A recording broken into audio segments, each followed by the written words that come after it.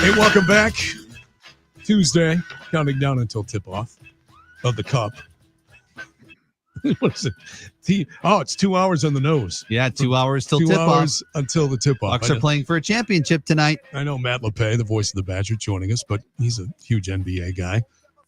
You up for the Cup tonight, Matt? Are you going to watch the match or maybe just do something else? I'm not going to watch the match. I mean, I love BA, but there's not a metric out there that could accurately measure my indifference toward that event here tonight. I'll check it out. I'll check out the Bucks a little bit just to jab Butchie. I heard him and Billy. Like, Billy is all over this. I know he is. And Butchie, America's curmudgeon, was just all thumbs down on it. So for that reason, I think the watch party at Butch's house will be underway whenever you all want to get there, with tip time 2 hours away. So no, I'll watch part of it. I don't, truth be told, I'm not like hanging on this, but look, they're trying to spice up the regular season. So more power to them. I said about Butchie, and again, I heard that on my way in this morning too. And I said to myself, okay, so if this team somehow makes their way to the NBA Finals, I don't want to hear that guy going, you know what? You can trace this back to that time in December when they played for the Cup. And when they won the Cup, that's what inspired this team. Butch better not say that, Matt. Better not say that. He probably won't. He will stick to he'll stick to his original opinion. Look, this is like a college basketball. You have these MTEs. You have this year it was at Greenbrier for the Badgers. They were in Fort Myers the year before. You're just different ways to add a little spice to the regular season. My only issue with this, and I think I've got a lot of company here. I mean, they don't have to do the courts the way they're doing it, the way the floors are during this thing. So, why? But I'm sure there's a great reason for it. Money. But otherwise, sure, fine. Let them have this. If the Bucks win it, that's awesome. I think either way, when the playoffs roll around, this will be much like MTEs. It'll be a distant memory. So you had a chance to sit down with Mark Murphy. We were talking about you and Wayne and the Larrabee and Lepay podcast. Interesting stuff from Mark when you had a chance to talk to him on that podcast, huh? Yeah, it was. He was really generous with his time too, which Wayne and I really appreciate. You figure, he's a pretty busy guy here. He's not retired yet. He's still hard at work. But he was, and Wayne has known Mark for a long, long time, and it was fun. Just in a relaxed setting, we kind of reflected on his own career, from his playing days to being an attorney to being an athletic director at Colgate and at Northwestern. It was kind of funny because I asked him, I said, could you imagine being an AD today? And then after he got done laughing, he was grateful that he's not, because he's well aware of what's going on in the college landscape. But I thought too, he just kind of slipped it in there. They'd love to, at some point, host the Army-Navy game or maybe get a Big Ten championship game there. I don't know what the odds of that would be. They seem very that they love it in Indianapolis. They love the controlled environment. But in the case of a Big Ten championship game, I'd be all in for that. And if there was some way to pull off the Army-Navy game, that's been an East Coast game. Oh, yeah. Get that at Lambeau Field. I heard Joel Klatt today. And I don't even remember what platform it was. I know he does his own podcast, but he was on some other show. He threw out the suggestion that the Army-Navy game should be a standalone week 0 game in college football. It would be, his words, the national anthem for the college football season.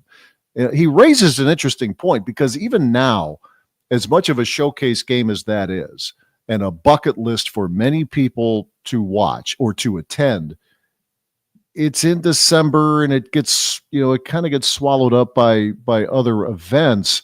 And if you have this, the third week of August or whenever week 0 is in a given year, that's not a bad idea. I guess the flip side of that is, do you want your biggest game, for those two programs, do you want that to be your first game? But man, what a way to start the college season if you could get Army-Navy in a week 0 setting.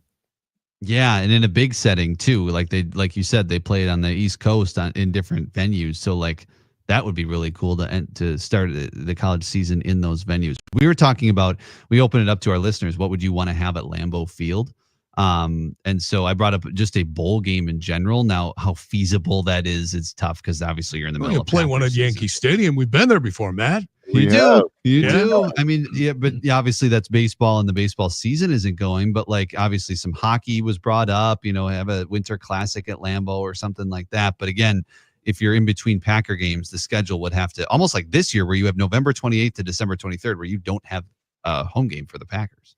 Yeah, and it would be something like that if they ever got a Big Ten championship game. They did the Winter Classic up there years ago. Yeah, 06. Wisconsin hockey. They did it here at Camp Randall as well, here in Madison. And then obviously Wisconsin's going to play Notre Dame in September of 2026. That was the one they were going to play a few years ago, but COVID delayed that a little bit. But yeah, I thought, he wants to continue. The whole point of it was what Mark Murphy was talking about. You want at least one non-Packers event at Lambeau every year. It could be a concert, it could, a special event game, a soccer friendly, whatever it is. But it's an intriguing thought. I don't know if it's one that would have legs with the Big Ten office, but I mean, you have to consider it, don't you? I mean, it's a risk with the weather. I get it, but it's Lambeau Field, December. I mean, just the way that the LSU Wisconsin game was 8 years ago, it was unbelievable. That was a September game, but the atmosphere was electric. It could be fun. It'd be worth a try. Badger news: Will Pauling and another wide receiver, C.J. Williams, have entered the portal, the transfer portal as grad transfers. Were you surprised at all? Yeah, a little bit, but not so much with C.J. Williams, I guess, but with Will Pauling a little bit. But I guess really we shouldn't be surprised by anything now. Just with the portal window being open until I think the 28th. It was from the 9th to the 28th, and then there's another 10-day window that starts in the middle of April. There's going to be a new offensive coordinator here. There's going to be another new quarterback here. You got a couple of transfers. You got maybe Matoyer, assuming he stays. It's just hard, Tim, to be.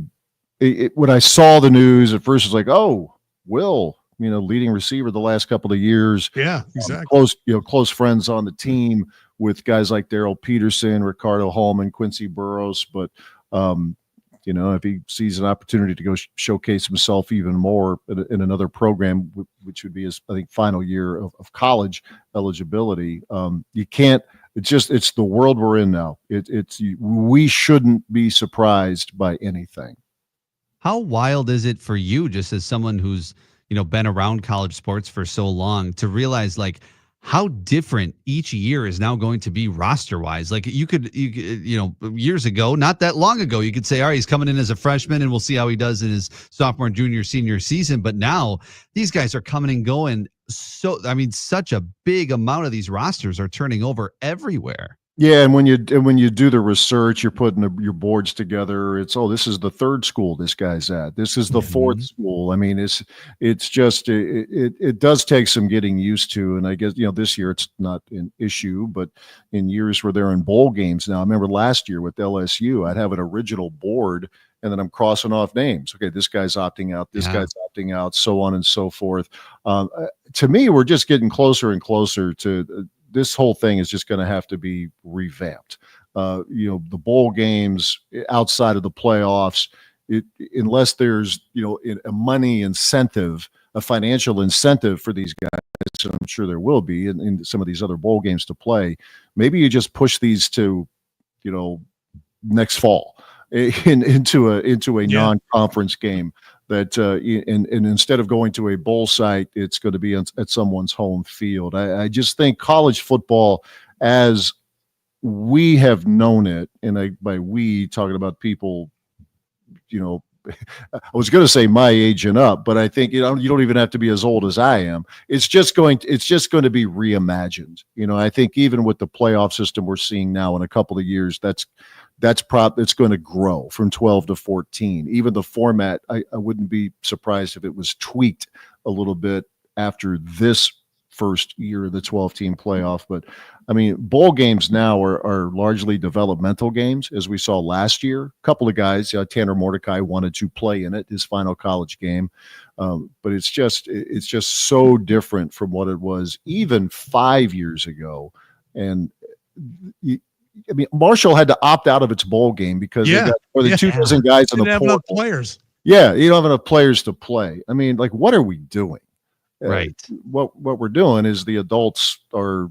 There's another Joel Klatt line here today. Said it's a lot of adults, old guard guys trying to run the sport today, and it just doesn't mesh. It's too different right now, the landscape, compared to what it was even 5 years ago. I think you hit on a really good point, Matt, about a regular season, because you're asking more and more of your fan bases to help support these programs through NIL and other things like that. Give me sexier matchups at home. You know, the attraction of going to Pasadena or wherever, the Dallas or wherever those bowl games were, that was cool, but I think it's in the past. And a chance to see an Alabama and see a Penn State this season and see an Oregon play at Camp Randall Stadium, that's almost in a sense better and cheaper than going out to see these teams in person, right? Yeah, and you know, the Rose Bowl game is a quarterfinal game now in the playoff, and it's just that this whole thing has changed, and I do think moving forward with the 2 most powerful conferences, the Big Ten and the SEC. Don't be surprised if there's some kind of in alignment there where you would match up a non-conference game between schools from the 2 leagues. Wisconsin's in the midst of that right now, and this was put together several years ago with the Badgers in Alabama. But stuff that you read and you hear, we're getting closer and closer to that, where you're trying to make the regular season, the out of conference games, as attractive as possible. Because why? Because the television partners who pay millions and millions for this. Plus, Tim, to your point, we're asking the ticket buyer, we're asking more of the fan than ever. With the tickets and not knowing what time the games are going to be until a week out, or maybe 2 weeks out if we're lucky. And the prices of tickets are not going down. They continue to go up. The premium seats and all of that. So you're going to want to see as good of a matchup as you possibly can out of conference. Our conversation with Matt Lepay brought to you by Ridgetop Exteriors, the epitome of expertise and reliability in home exterior solutions. Get started at ridgetopexteriors.com. All right, final question for you, Matt Lepay. Tonight, you got one thing to watch. Is it the Cup? Is it the Enigma documentary that dropped on Netflix tonight? You already said you're not watching the match. You love BA, but you're going to skip the match. Yeah, even with Barkley adding commentary. Maybe I'll flip over for a few minutes for that, just to hear what Charles has to say. The Enigma, I'll see it at some point, not tonight. True confessions. My wife, we're kind of into the holiday mode here. Like, we're gonna watch one old movie, or Charlie Brown's, or How the Grinch Stole Christmas. That's probably going to be part of it, and then I'll be looking on my phone to see how maybe the Bucks are doing. So there you go. Yeah, the Enigma can wait. It'll be there. It will. It will be there. Not going there anywhere. for a while. Hey, good stuff, my friend. Good to see you again. Happy holidays to you and the family, and we'll talk soon. Yeah, same to you. Happy holidays, guys. Take care. All right. Thank you. The new episode of the Larrabee and Lepay